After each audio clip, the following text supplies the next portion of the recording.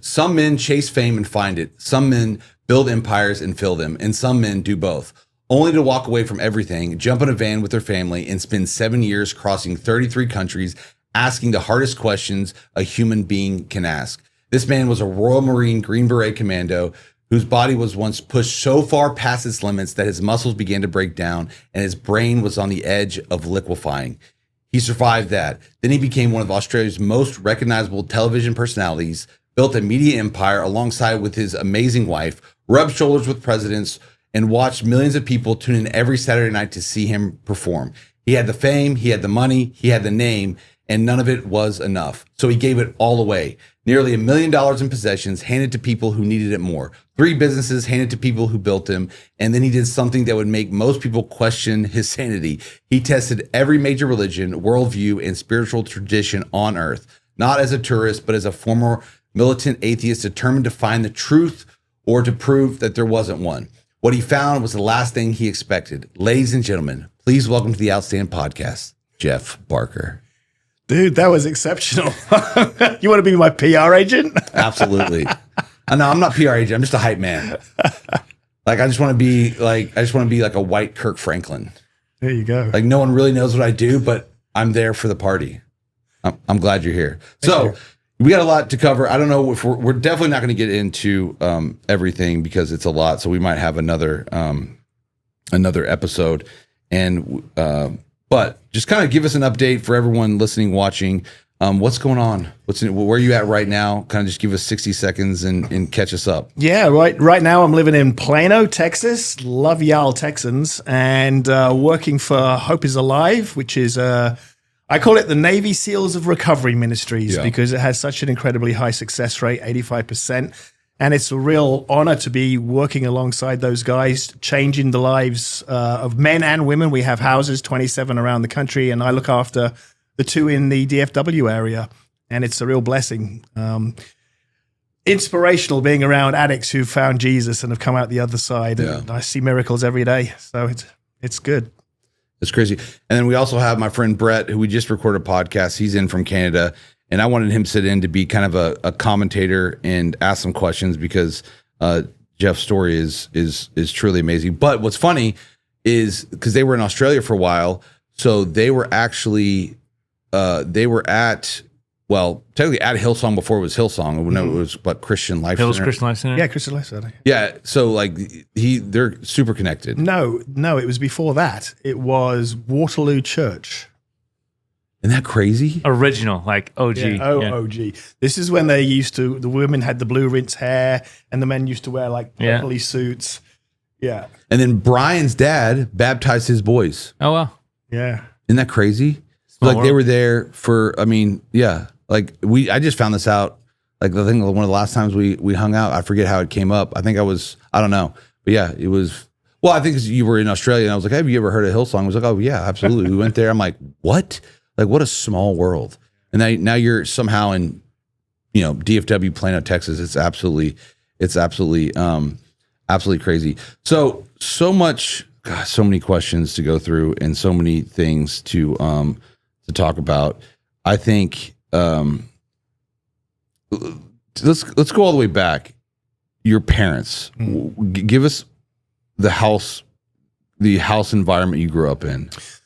Okay, so I had a dad who was captain in the Merchant Navy who was away a lot and who was very distant and a absolute militant atheist. His entire family were militant atheists, just to give you some context. And a mother who was a beautiful Australian lady who he had found overseas and who was an absolute Jesus-loving Christian.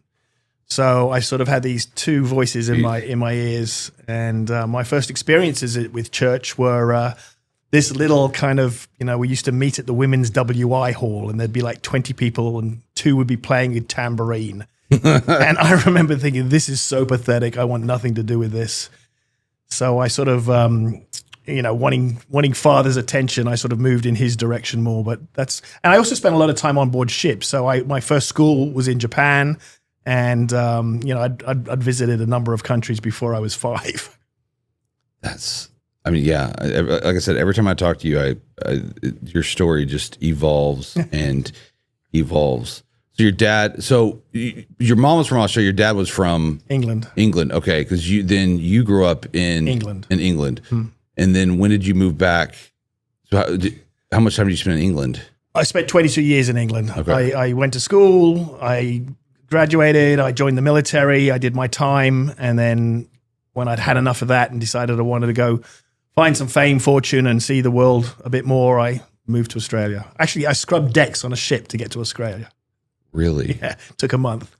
So how long were you in the military then? 4 years. Okay, so 4 years. Yeah. And then, so you were in the English military, British Royal Marine Commandos, 4-2 Commando, Green Berets. Yeah. So to give you a bit of context, I was the fat kid at school everybody teased, and of course having no real father figure, and a lot to prove, I was like, what's the toughest, baddest thing I can do? So I threw myself into the gym, became a bodybuilder, competed, and then threw myself into getting my Green Beret. And once I got my Green Beret and I'd done some serving, I was like, okay, I did it. I did what I wanted. Now I'm going to move on and see if I can, conquer the world. So then you scrubbed decks and went to Australia. Scrubbed decks to Australia, yeah. Okay, so then take us through. Once you got to Australia, what was the play? Yeah, so my mum had a friend who used to go to our little church in Plymouth, and they lived in Sydney, and so I went to that church because they let me stay at their house, and they put me up, and they took me to the church, and that's where I met my first wife. And that's why I stayed in Australia so long. I always bounced into Australia to see relatives, and then I was going to bounce on to America to become the next Arnold Schwarzenegger. That was the goal. That was the aim. But I kind of got hooked by this Miss Australia contestant. So you met her. So you met her in church. Yeah. So interesting. So your dad. So the church was around most of your life. Yeah. There was a lot of church in the early days. Yes. But there was also it was always being dragged to church, and then when I was old enough, with Dad being away at sea so much, I had this sort of desire to be the man in the house, and I needed to know everything. So I read all the encyclopedias. I read all the car manuals he had. And so I was big on asking questions, and the church didn't like you asking questions. So that's where I started to crumble. That's very, but it's in. So, well, and this is not in my notes, but yeah, you were drugged to church, but obviously it still played a part. Oh yeah. Like to parents, sometimes you got to tell parents like, hey, drag your kids to church. Well, interestingly enough, all these years later, 50 odd years later, I'll still wake up singing a chorus that I haven't heard since back then. Back then, I thought it was pathetic and lame and didn't want to sing it. And now it comes back into my head, and it's like Jesus is saying, "Hey, you remember those times? It wasn't wasted." Well, so what's really interesting is that most of the scripture verses that people have memorized come from their childhood. So most of your primary theology and what gets you through the hardest times in life actually comes from things that you learned sub 10 years old. Yeah. It's crazy. Yeah, that's it. That's interesting. Yeah. And yet you still had a long road. Okay, so you met your wife, and then how did you get into to kind of take us? Because I want to talk about I really want to talk about the journey you went on and some of those stories, because it's pretty wild. But kind of take us through how you got into, obviously, your military, lifting weights. Then you got into met your wife, and then like the commando stuff, which is basically like it's Australian's Gladiator. Yeah, it's the same franchise. It is American Gladiators, but the Aussie version. Okay. So it's exactly the same games, exactly the same layout. Everything was the same. And they had a huge tryout, 10,000 people tried out. All the gyms were included, all the Olympic gyms, all the military, everybody turned up. And it was quite a big deal. And they picked 7 guys and 7 girls. And you were one of the 7. Yeah, because, I had this great mixed background of being a bodybuilder, but also having the athletics of being a commando. Yeah. And whereas a lot of the bodybuilders, they just couldn't do the ropes. They couldn't move. Yeah. And so, yeah.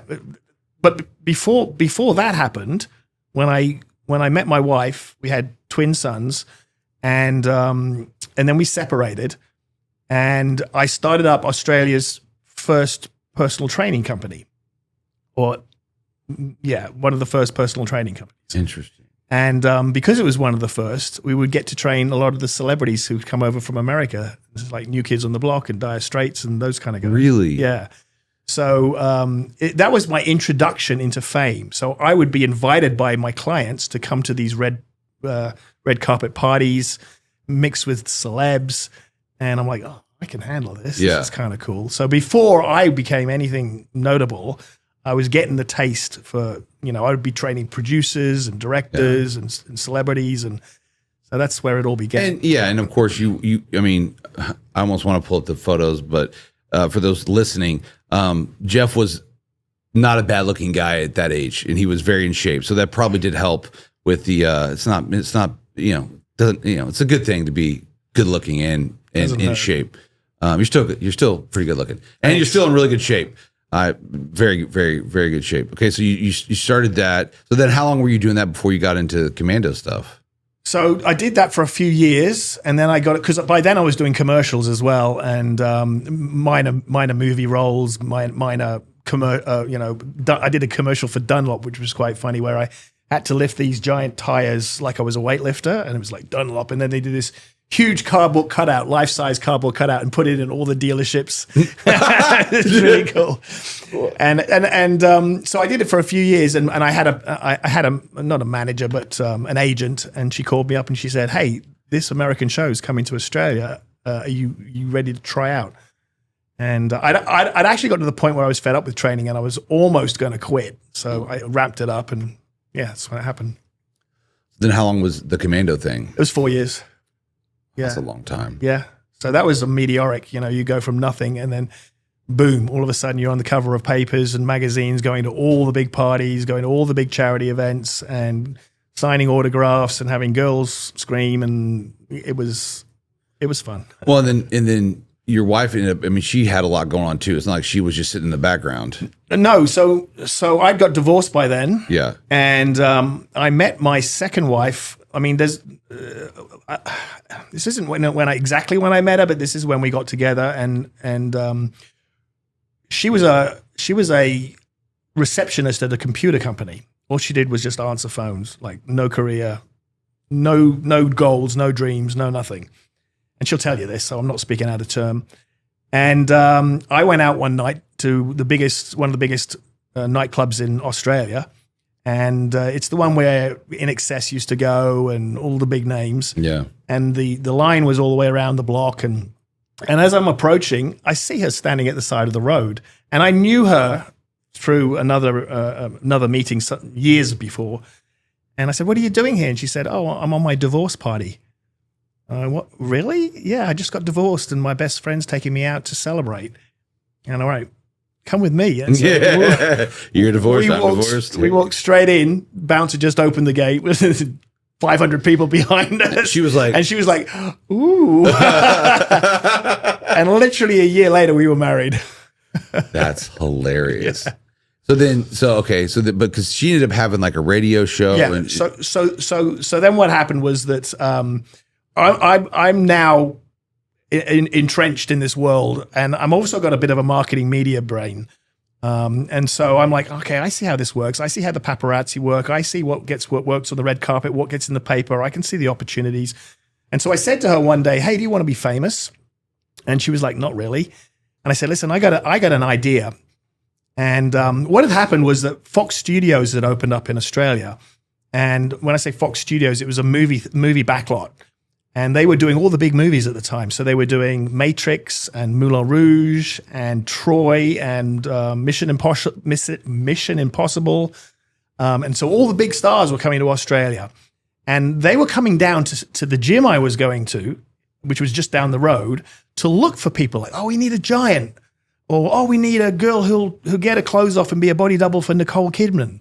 I need a guy with giant, big hands. So as my camcorder looks small in a commercial.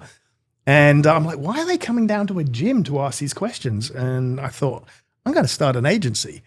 So I did. And I named it after my wife, Bardo's Bodies. and it became the biggest agency in the country. We had 1,000 models, and we put people into all these movies. So if you've ever seen Troy, the scene where that giant is attacked by what's his name? Brad Pitt. Yeah, Brad, yeah. And he slices him. Yeah. He was one of our models. And if you've ever seen Matrix. Big giant guy that he stabs in the he's neck. one of our guys. And No if you've way. ever seen Matrix, that girl with the red dress who walks by when he's explaining about. Yes. That's one of our models. Sophia Vergara's. She's one of our models. We discovered her. And, from family. Yeah. Yeah. And, So, and we were hanging out playing pool with Tom Cruise, and we were, I met Keanu Reeves. We'd sit around late at night, and chat about life. And yeah, it was cool. I'm not saying I was buddies with these guys, but we would meet them at parties and hang with them. Yeah. That's absolutely okay. So that's all happening. So then I want to maybe fast forward a little bit. I mean, there's so much. What kind of take us up to the point where you guys just decided one day, like, hey, all right, let's just Facebook it all up and get out of here. Yeah. So it all got crazy, as that kind of lifestyle does. You start to think you're Hugh Hefner. You have this big model agency full of girls who are doing Playboy and Penthouse and men's magazines, and you're going to all the big parties, and you're taking 5 girls with you every time you go, and you're living the rock star life. And it gets really dark because the drugs are free or cheap and accessible, and the late night parties are excessive. And then the late night parties are debauched, and it all got really dark. My wife had the sense to bail on it and say, I'm staying home, but I would go out for 3-day benders. And after a few years of it, we did this for about 10 or 15 years. And after a while, it really got old and ugly. And I started to get seriously depressed. I was reading a lot, because I've always been an avid reader. So I was reading all the different spiritual books you could read. I'd read the Bhagavad Gita and the Tao Te Ching and the Quran and the Gnostic Gospels and the Satanic Gospel and all of everything I could read, because I was such a militant atheist. I wanted to be able to destroy spiritual people. And all of those, like you were trying to find reasons to destroy all of them. I was trying to destroy all of them, but especially Christians, because I believed Christians were responsible for the ills in society. All I saw was a bunch of hypocrites who, if they dropped the mask and were true to themselves and said, yeah, I want to have an affair and it should be okay, or yeah, I want 3 wives, or yeah, I want to have sex before marriage, or whatever. If they were honest and upfront, it could be dealt with. Yeah, cool. Okay, that's normal. Get on with it. As opposed to putting up a big mask and lying to everybody. And to me, hypocrisy was my kryptonite. That was the word hypocrisy was my number one word trigger word. And I hated Christians for it. Which is funny because when you think about your childhood, your dad being the atheist one gone, and your mom, being the Christian, being home. Yeah, but then you also got to see all the faults. I'd see the weakness in these Christians and the patheticness, because when I say patheticness, I love them now. They're my family, and I'm so sorry. Spoiler alert. I'm so sorry. Yeah, spoiler alert. But at the time, as a young man who wanted to be all that in a bag of chips, I just saw like falseness, weakness, everything I was trying to get rid of. Remember, I was the fat kid at school, so I had a chip on my shoulder about being weak and not seen, and so I did everything. I ran as far from that as I could, and Christians were all that. And so, I even studied Hebrew to be able to destroy them in arguments. So I took it to extremes, and I was doing all of that as I was crashing and burning. And so I'm trying to justify my lifestyle, because I believed more would be better. If I had more money, more craziness, more fame, more everything, eventually I'd get to that nirvana of happiness. Yeah. And then as the higher you climb the ladder, the more you look down and go, well, this isn't it.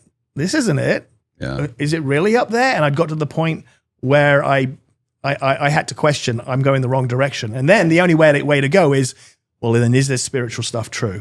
And that's where it all started. So your wife bowed out. So then I want to, I'm curious, because you've shared a little bit, but how do you get to the point where you just give all of it up?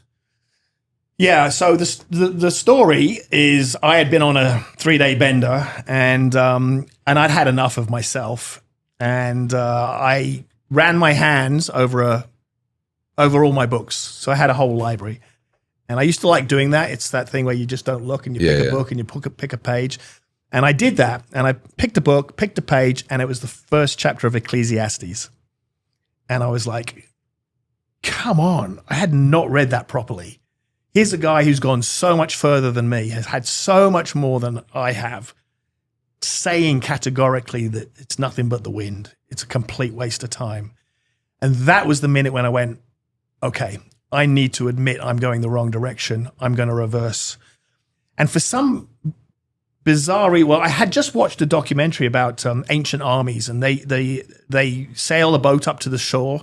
They get out, they burn the boat. And as being an ex-soldier, I'm like, damn, that would make you move forward. I'm like, how can I burn my boats? And the first thing that came to my mind was, give everything you own away, start again, get in a van and go and ask questions. So I said to my wife, she got up, we just had a baby, 6 months old. Said to my wife, hey, I think we should give everything we own away to the poor and get in a van and go and find the meaning of life. And she's like, hell no. Yeah. So she goes for a walk around the Botanic Gardens in Sydney with the baby, and she comes back and she says, why can't we sell it all? And I said, well, there's nothing spiritual about a garage sale. And she said, all right, I can see you're dying inside and out, and I want to support you. So yeah, let's do it. So we put an advert on YouTube, and which you can still see to this day. We got 64,000 emails, and it took like 2 months to go through all of this. So we wanted to validate that if they said, oh, my son has, some condition. Yeah. Okay. Can I have your TV? And so you guys were vetting people. we were vetting people best we could.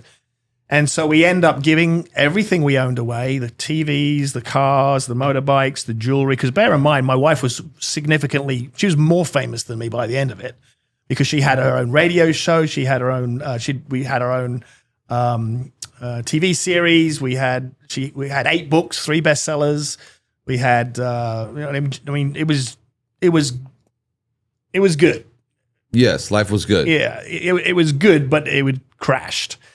And so she had a lot more to give up than me. So she was giving away all these dresses, all these designer shoes, and we gave the businesses to the staff and cleared our debts. Got in a painter's van, like a 40, 350 kind of thing. Stuck a queen size mattress in the back. Had 1 suitcase. Put the baby on the back seat, and we left.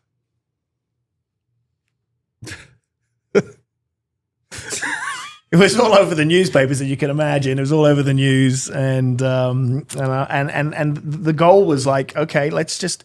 By then, this was the 80s or the 90s, and Oprah had her spiritual book of the month thing, and the phrase "the universe will provide" was the big catchphrase. All my friends were new ageies, and so the universe will provide. All right, really? Let's see. Right, and that was the driving force. So then where was the first place you went? You got the van, everything's gone. What was the first? Because now we're getting into this, what was a 7-year journey? 7. Which is very funny numbers if you want to get into numerology, but we'll get into that later. If you're a Christian numerology person, it's very, very coincidental. So where's the first, so you guys are, because you're living in, where were you living in? We were living in Sydney. Sydney. Okay. So then you're in the van. That first stop is? Yeah, so as I said, the idea was go with the flow, universe provides, and it was just like, okay, let's pick a spot, and it happened to be south, so we headed towards Melbourne. We found out that there was a hippie fair happening somewhere between Sydney and Melbourne, and let's go to a hippie fair, because surely hippies know what they're talking about. And so we headed down to this hippie fair and hung out with the hippies and the what do they call that group? The 12 Apostles or something like that. Another weird Christian kind of culty thingy. And we went round like filming people and asking them questions. What's the meaning of life? What do you think God is? Have you ever had an experience you can't explain? And we would just kept doing that all around Australia to start with. And the idea was like, we'd go to a gas station and be filling up, and I'd get talking to the guy next to me filling up, and he'd say, "Oh, what are you guys all about? Where are you going?" And I'd be like, "Okay, we're looking for the meaning of life." And he'd say, "Oh, you know that there's a guru living in the caves over up there." And so we'd go and hang out with the guru for a while. And then he'd say, "Well, you know, the Hare Krishnas are in the next state." So we'd go and we hung out with the Hare Krishnas for a while. And the idea was to do what they did. So it wasn't to go in and sit there and go, "Let's see what you guys are doing." It'd be like, "Right, you believe this? For now, I'm believing it." And so we would do whatever rituals or practices, get up at 4:30 in the morning and do the Hare Krishna, Hare Rama, blah, blah, blah, you know, whatever. Smudging yourself with, you know. I don't even know what you're talking about. What is Hare? Hare Krishnas. I don't know what that. Do you know what that is? Hare. Yeah. The guys with the little tufts on their head with the orange, and they go, Hare Krishna. You don't know what a Hare Krishna is? No, I don't. You do? I'll have to Google it. Yeah. I know what you're talking about. I had no idea that nobody knew what that was. I mean, hey, it's fine. This is what we're having. No, it's not, because I've been telling people this for the last 5 years, and they must have looked at me like I was an idiot. No. Hare Krishna. How do you even spell that? H-A-R-I. There you go. Look. There you go. Yeah. Yeah, there you go. Krishna Society for Krishna Consciousness. Yeah. So in my mind, it's Hindu. Yeah, okay. it's Hindu. It's Hindu. Okay, gotcha. I thought it was, but I'm glad that we put that up because I thought it was out of the Sikh movement. But yeah, it makes sense. Either way, Man, out of the Hindu. Founded in New York. You've just blown my mind. Now, I've been telling this story for so many times, and people haven't known what I'm talking about. Well, I mean, No, they do. Yeah, they probably do. It's just Chandler. Don't worry. It's just Chandler. No, if you would have said like Hindu, I would have been like, But these okay, are good. specific type. It kind of attracts young people. Yeah. And they have these farms and out in the middle of nowhere, and they all have to farm the farms, and they all do their chantings, and they got their worry beads, and they have to keep saying Krishna's name, because if they die without saying his name, they go to hell, and it's a whole thing. Jeez. Okay. And they used to go around cities and towns with Hare Krishna, like big wagons with wheels all done up with flowers, and they'd all be dancing, these beautiful girls dancing, and all the young men would be like, "Oh, I'll join the Hare Krishnas." Yeah. I mean, it's recruitment strategy that is unrivaled. And Marketing strategy 101, pretty girls usually does work. Okay. So how long were you doing that in Australia? So, man, I'm really bad with dates. I don't know. We did it. We went all the way around Australia. What was the most unique? Living in the caves. There's a town in Australia that's underground. So they dig their houses out. And Really? because it's so hot, they can't live on the surface. Well, I mean, you can, but you'd be blimmin' hot. And so when you want a new room, you just get your shovel and dig yourself a new room. That was interesting. Hanging out with the cocoa shaman was interesting, where they believe cocoa is a food of the gods, and it can enlighten you. And so, they're blowing fire with whiskey and mixing cocoa in these weird elixirs and doing all these. You talking about like cocaine? No, not cocaine. No. What's cocoa? Chocolate. Oh, chocolate, cocoa. No, but cocoa. Okay. The raw. Hanging out, doing ley lines. We went to all the hanging out with the witches. That was interesting. Doing dream catching rituals, and I spent a night in the psycho wing of a haunted empty jail to see if I could meet the spirits. That was freaky. Was it anything? Just creepy. But it was super creepy. I mean, this was an old jail, and we met it was complete chance. It was all go by flow. None of this was arranged. We just rocked up at this place and went, "This is interesting." And the caretaker was just walking out, about to lock up, because they used to have tours in the daytime. And we got talking, and he's like, "Oh, you want to know the meaning of life? Do you want me to lock you in here tonight?" And I'm like, "Hell yeah!" So he did, and so he goes, "Oh, 14 is the haunted one. Go spend the night there. That's where the psycho died." What was your wife? They were parked outside in the van. She was like, yeah, "No." And all there was this like a frilly curtain blowing in the window of the warden's window. Yeah, that was a restless night. I mean But I walked right down the middle at midnight with my shirt off, going, "Come on, spirits, where are you? Show yourself." And I was determined. Bro. Oh, the context. Okay, so then how did you guys get? Because then you came over to the U.S. or did you go? What all countries did you go to? We've been to multiple countries. So we've done Asia. I've been meditating on the top of Mayan temples. I've done Europe. We went all the way through Europe, going to interesting religious sites, interviewing people, all of that kind of thing. And then we went to Africa, which was a real miracle. Like all of these events. Bear in mind, we had no money. Oh, let me tell you how we traveled. So we had no money. Okay, none to speak of. A couple bucks here would come in from some. Like when your book is in a library, they'll send you $50 or whatever. Yeah. And so all of these trips overseas were literally out of the blue. And the one for Africa was a New Age guru, an Australian New Age guru who knew us, was putting on a seminar out there, a writer's seminar. And he just sent us an email and said, hey, I want to take you guys out to Africa to be at my writer's seminar as sort of like the celebrity couple. Will you come? And I said, we'll come if we can bring my daughter and go on an adventure. So we did. We did the seminar with him, the whole New Agey thing, and then we carried off around Africa and lived in mud huts and dug latrines. And my little daughter started a business for the locals. And yeah, so all these things, all these mini miracles would happen. But so I was going to explain the way. One of the rules we had was that we were not allowed to exchange work for money. Because the whole old life had been about working for money. And it's like, oh, is it worth this much? Oh, if it's less than $400 an hour, I don't want to do it. You know what I mean? Yeah. And so I was like, how do we reverse this? How do we switch it around so as our mindset changes? And so I thought, right, we're going to be angels. And no matter where we go, if there's a job to be done, we would do it 100% for free, no barter, no nothing. So we'd be driving down the road and we'd see a broken fence at some old lady's house, and I'd get out and go, well, clearly the universe put that fence in front of me because I know how to fix it and that lady doesn't.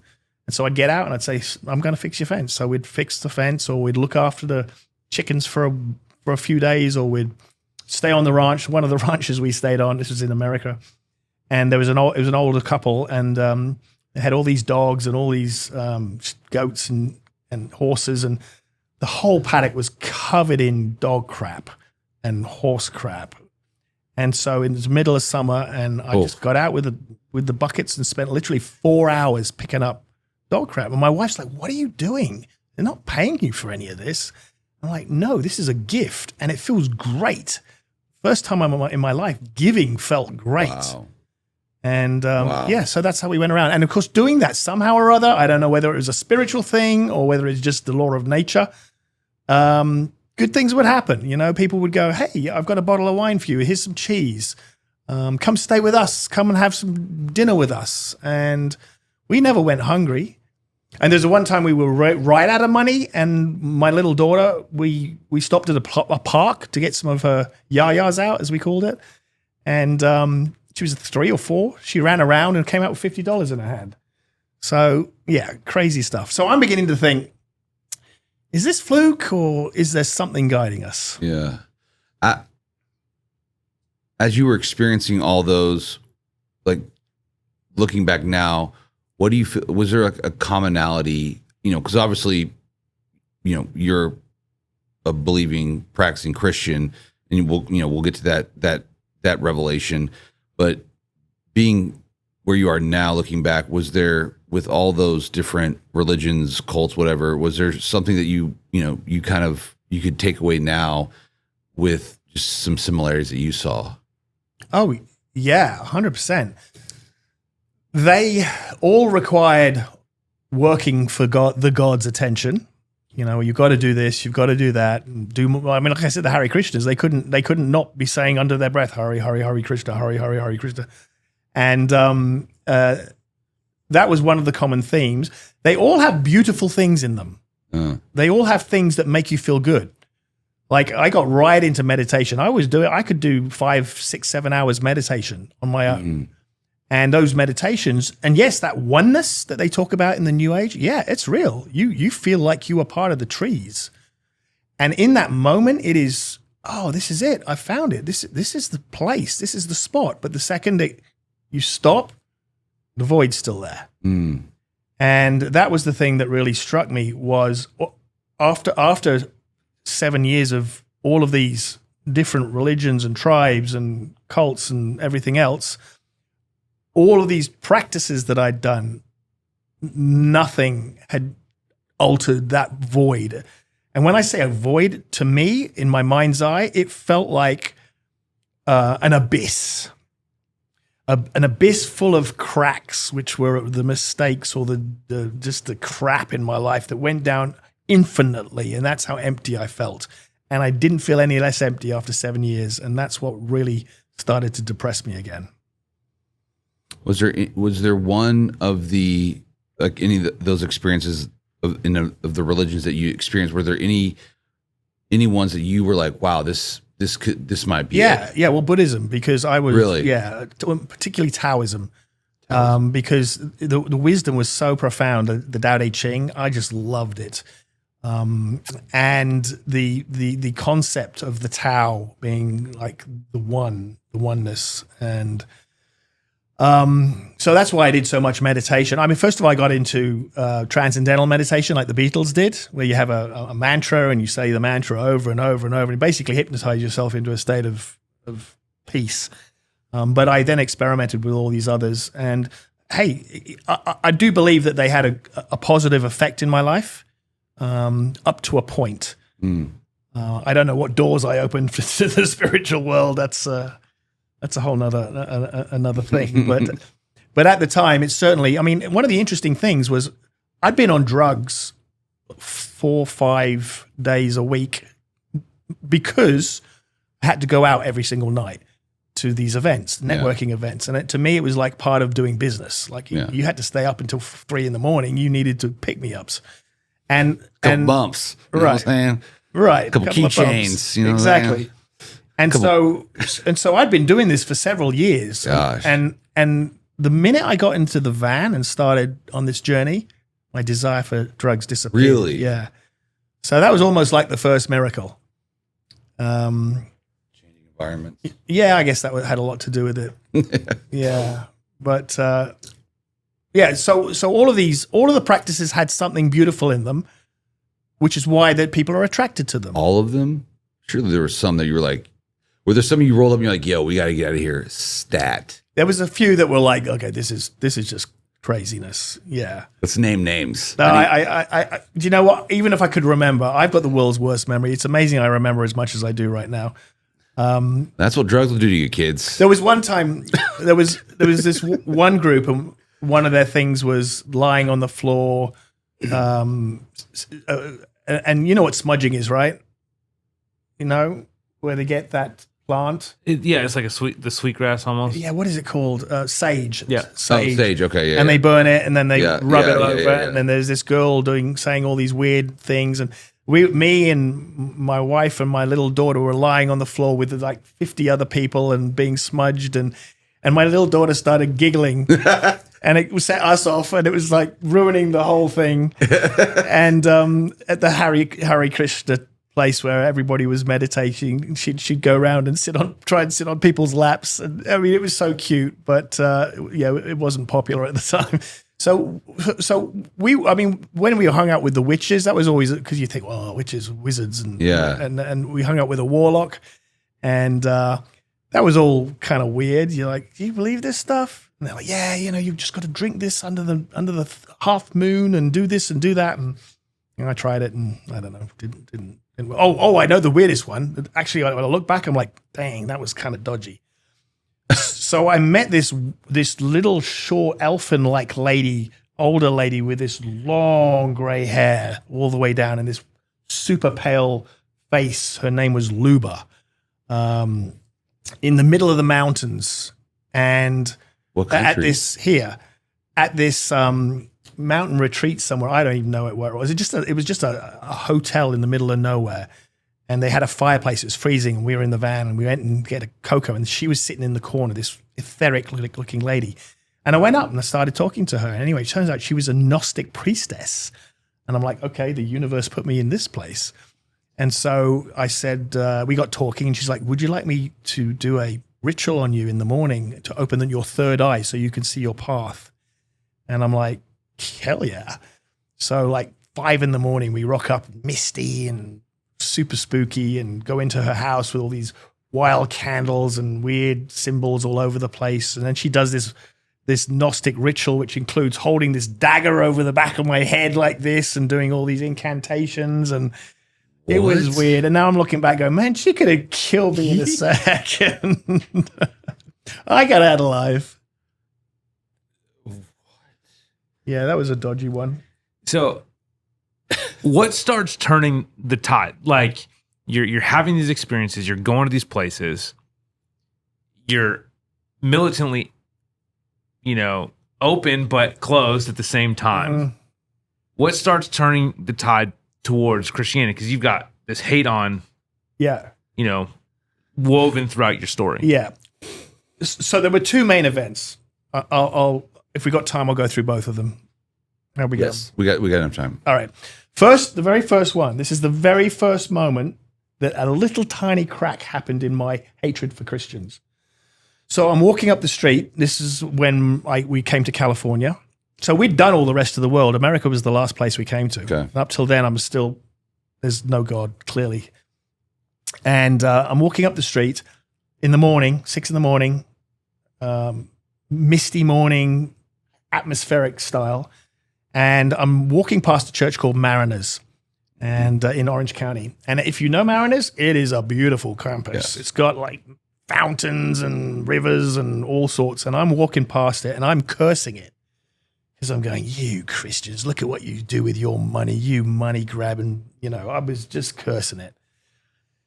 And in that moment, as I'm cursing this church, a voice pops into my head and goes, you're a hypocrite. And as I said earlier, hypocrite was that word was my kryptonite. I'm like, I would never have called myself a hypocrite. I'm the one out here doing the work. The voice repeated, you're a hypocrite. I'm like, what do you mean I'm a hypocrite? The voice said, I'm going to say voice. It was just nothing I would have said to myself. I didn't hear it in my ears. I heard it in my head. And it said, you won't even walk across that street to find out what those people are going to talk about. You'll go and sit with some guru in the mountains, put crystals in your ears and meditate on your head for 4 days, but you won't walk across to find out what they've got to say. And I was like, damn, I am a hypocrite. So I went home and I said to my wife, I got to go to that church on Sunday. She's like, what are you doing? So I did. So I walked across the road and I'm walking across with my arms folded, thinking, stupid Christians. And the voice came back. And it said, you walk in there as if you're going to go and listen to the Dalai Lama with as open a mind and as bigger excitement. And, because I'd be pretty excited to go and sit and listen to the Dalai Lama. Okay, I'll do that. So I went out right into the corner, sat there in the darkest part, sat there with my arms closed. And for the very first time, I looked down on like 5,000 people. It was a big megachurch. And I saw seekers. I saw seekers instead of hypocrites. And that softened me. And they didn't once ask for a dime. Not one time did they ask for money. And I went away with that going, oh, all right, maybe I got some of this wrong. That was the first crack. The second was we're 6.5 years in, and I'm getting really depressed again, almost depressed to the point where I'm back as bad as I was back in the days, except without the drugs. And we're driving down these long roads, miles and miles, straight roads, and I'm crying when Bessie's asleep. I'm just crying and crying and crying, saying, "What is going on?" And I get this idea: I need to give more away. I haven't got down deep enough. There's more layers of me I got to get rid of to find out who I am. Let me give you some context. One of the reasons I did this is because I had twin sons. And they were getting to the age where they were beginning to ask questions. And I'm like, what kind of father can't put their sons on the path of truth? And if I can't find out for them, my life has been wasted. So I was willing to die to find out the truth. So I said to my wife, I've got to give more away. And she's like, what are you talking about? We have nothing. We have a suitcase. Yeah. I'm like, no, I've got to be a renunciate. Do you know what a renunciate is? It's these guys in India where they just live in a cave on a single mat and they give up comfort, warmth, entertainment, heat, friendship. They give up everything in order to find out who they are. So I said, I've got to do this. And she's really upset. She's like, you're gonna die. I don't want you to do this. I'm like, I've got to do this. And so that night we parked the van in the middle of nowhere. And she's sad. She's go to sleep, upset. In the morning, I wake up, get out, and I do my walk around the van. And there's a guy walking by, and he's tall and wiry, and he's got this white hoodie on, his blonde mustache. Looks like an old surfer. And he's like, dude, what are you doing here? And I'm like, oh, looking for the meaning of life. And he goes, hey, man, I did that once too. I went, oh, what did you do? He said, I was a renunciate. He said, I lived in a cave on a mat, gave up warmth and heat and love and blah, blah, blah, blah. And I'm like, what? Wow. He goes, yeah. And I said, what happened? He said, I was really good at giving things up. And he said, one day I woke up and realized the only thing I couldn't give up was how proud I was at giving everything up. Wow. He said, in that moment, I got out of the cave. I went down to the local village. I bought a packet of cigarettes, a bottle of Jack Daniels, and a tub of ice cream, and I never went back. And I'm like, yeah.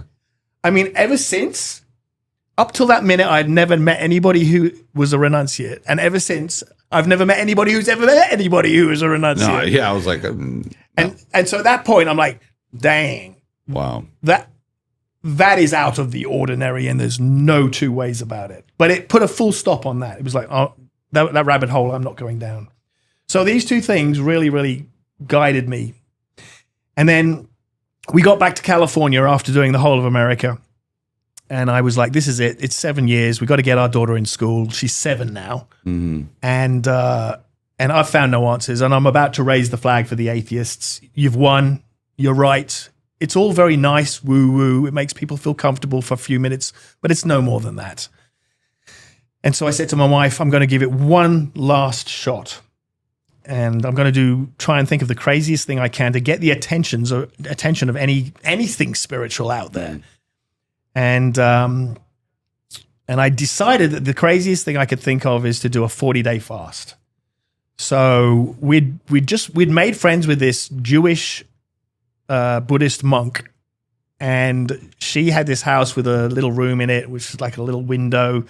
It looked out onto a brick wall and had a bathroom in it. And so I locked myself in, and the rules were no communication, no food, no entertainment, no books, no music, no electronics, no nothing.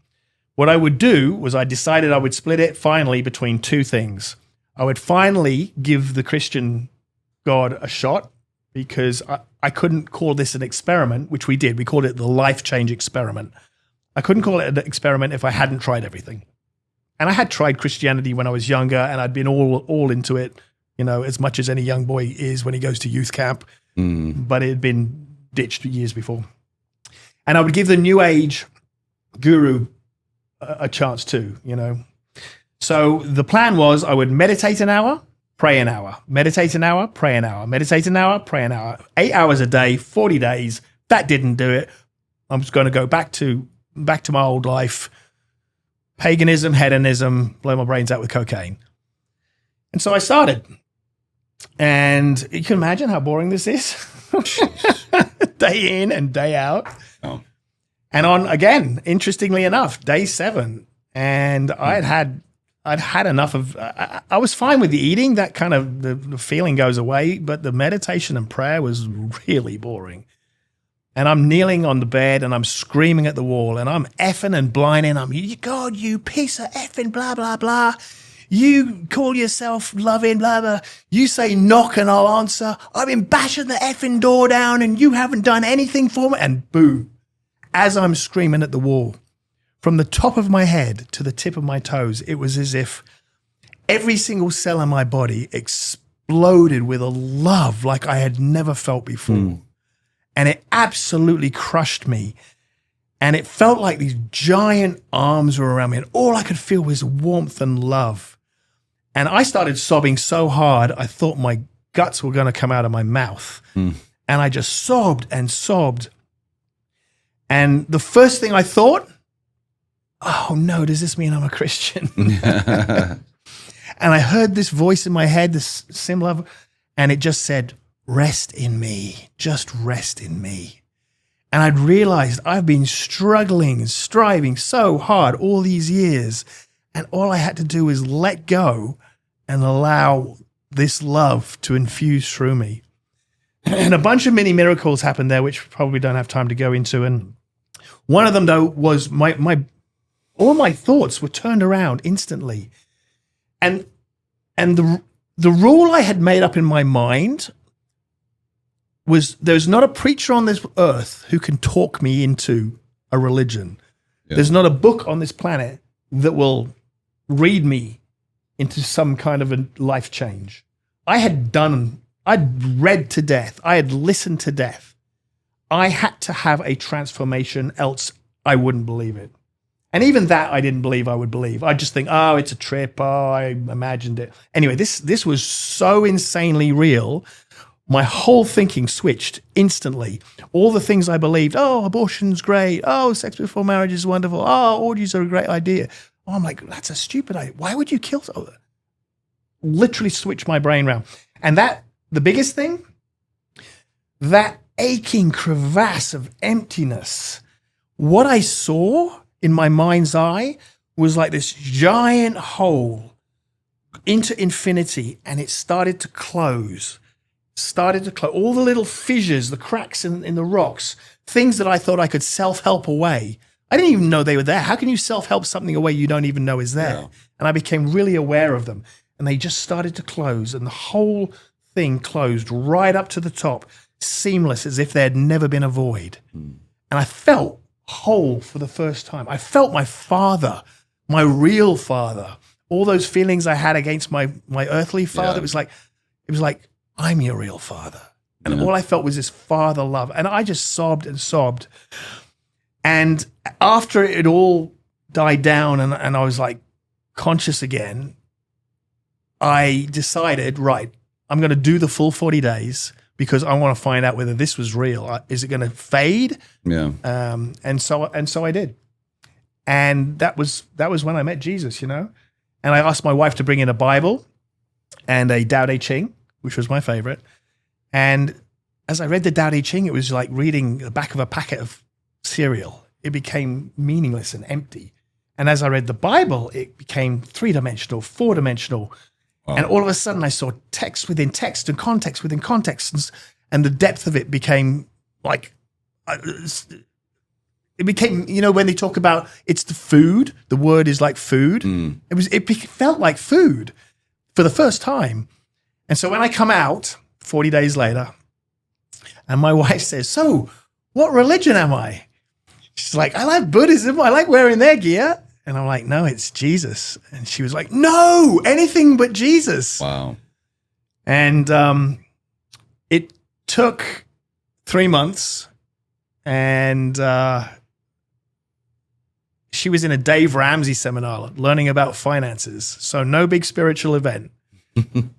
And she got slapped by the Holy Spirit and she started sobbing like I'd been sobbing. Wow. Ran out of the seminar, crying her eyes out. I followed her. What's the matter? She said, Jesus, I want to give my heart to Jesus. And she did. And she then threw herself into like every single church opportunity she could, serving here. She'd get up at 5 and make hot dogs for the people lying on the street outside of our place. And now she's in Dallas Seminary doing a theology degree. Yeah. She's almost done, isn't she? She's got a couple more years because she's added another degree. She's doing a double degree. Of course. Yeah, overachiever. Yeah. I mean, yeah. Jeez. So that's give you a bit to get your teeth into. Yeah. You got any questions? I'm gonna roll it because we're we could keep going, but what are you gonna ask? No, nothing that I need to ask or say. Yeah. You just need to I probably need to go back and listen to this again because I've got about 17 things that are all. I keep telling them, just write a book. Please. Yeah, this is a best-selling book, a movie, Netflix documentary, and a side documentary and you've got the media brain already. So we need to make one of those the documentary, like, you know, the ones that everybody's doing on social media, where like sit down and it's like. Oh, they're putting the mic on here. Yeah. Like that would be. Oh yeah. Have you seen that? Yeah, When I'm getting interviewed about, you know, whatever. Yeah. Seriously, like it really is. It really is. It's such an amazing story, and I can't wait to read the book someday. Mm-hmm. Okay, so I like to end like this. I'm just gonna do some rapid fire questions, and just try to answer them as short as possible, sure. And then I like to finish with a couple questions, and then we'll see how it does. We may do another thing, or, you know, whatever. But yeah, I can't wait to, like, your story is just it's very sobering, and every time I hear it, and but also hopeful that someone like you and your life experiences and God's sovereignty and grace to lead you eventually to Him is just amazing, and glad I get to know you. So I just want to ask you just some of these are random, so you know, whatever. Military training or marriage, which one was harder? Military training all day long. Okay. Marriage is a piece of cake. All right. Well, that's good to know. We already kind of talked about this, but what religion surprised you the most? They all surprised me because they all have truth in them. That's the trick. That's the devil's trick, is they all have truth in them, and those truths are beautiful. And people say, all right, I'm in this, look at the truth. And you're like, yeah. But now I look back and I'm like, yeah, but what about the lies around the truth? So that's what surprised me about religion on the whole, is it all of them have some truth in them. And then when it comes to all of those in Christianity, do you feel like, in your experience, Christianity embodies all of those and more? Yeah. Yes, of course. They've ripped off Christianity is the whole point. That's what they do, is they take little pieces of Christianity and then build an entire religion around them and leave Jesus out. And at the end of the day, you can have all of Christianity. And if you are not focused 100% on Jesus, never mind the rest of the Christianity. It's just Jesus is all that matters. And they ignore the only thing that matters. And that took me a long time to figure this out. For somebody that maybe has an atheist in their life, what would you say to encourage them on how to reach that person? Well, looking back, I'm really, really aware that Jesus was there by my side, even through my atheism, and giving me hints, even through my atheism, and hints that actually led me to Him. So don't give up on your prodigal kids either, because God's right there, and there's always, He makes all of our mistakes into something good in the end. You can't argue an atheist out of their position. You just can't. And most atheists know, well, certainly I did, a lot more about things than a lot of Christians. And so don't try and argue unless you really know what you're talking about. Just focus on what Jesus has done to transform your life. And that's it. It's just like, hey, do you want to be transformed? This is what He did to me. And the rest, let God sort it out. That's great. Fill in the blank. Most Christians are too afraid to truly submit to Jesus. Ooh. In your opinion, and this is another fill in the blank, in your opinion, what do you feel like the church's biggest blind spot is right now? It's become a theatrical. Not that there's anything wrong with theatrical. It's just, I think that they're missing out on the fact, they're missing out on, okay, again, I'm going back to that word transformation, because I think that's I feel like in my prayer times recently that transformation is the word coming up. I think they ignore the real ability of God to transform people. They'll get you up there. You'll say your piece. They'll get you to into the music, and you have wonderful worship sessions. But are you being really open to being transformed by Jesus? And I think we get too comfortable, and I think the church is too comfortable. That's good. All right, last two questions. What is one book or lesson that you think every Christian needs to read? It could be even something like recently. Books. I have the world's worst memory. The one that sticks in my mind a lot, and I was actually going to dig it out again and read it again. I mean, there's so many good ones I've read, and I don't know. I really got into the whole martyrs thing. As an atheist, I would read the martyrs books. I'm like, what do they know that I don't? And I think if you've ever read Joni Erickson's books, you know who Joni is, the girl who's paraplegic, and her offices are here in Dallas. Really? Yeah, she's a paraplegic. She broke her neck in a diving accident. Okay. And she talks about suffering, and it is just like, wow, rips your guts out. So I can't remember what it's called. Joni Erickson. I think it's her second book, but both her books are fantastic. That's great. Who is someone in your life, maybe, be a long time ago recently, that you think everyone should know about? One person. In my life that everyone should know about? Yeah. Oh, I don't know. Doesn't have to be someone long-standing, just someone maybe could be recent, like, oh, this person is awesome. I think everybody should check them out.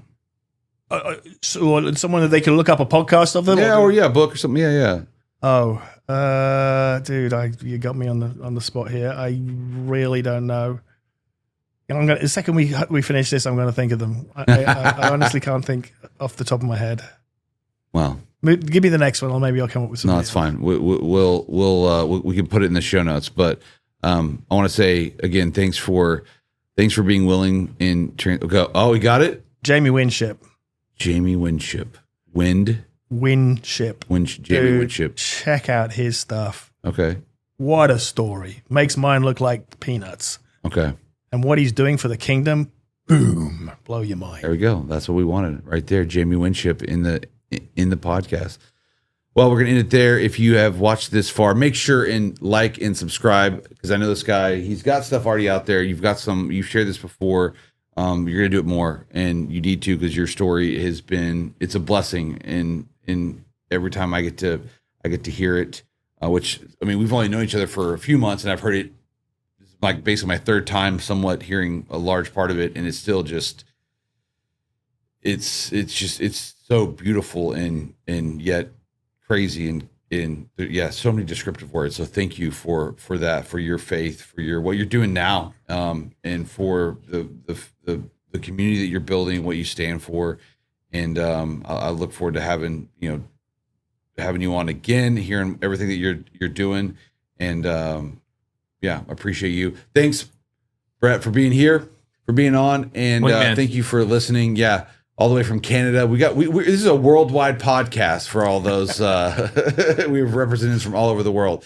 But I want to say thanks for watching, and we'll have all the links for Geoff in the description. So make sure to follow him, check out what he's got going on, the ministries he's a part of.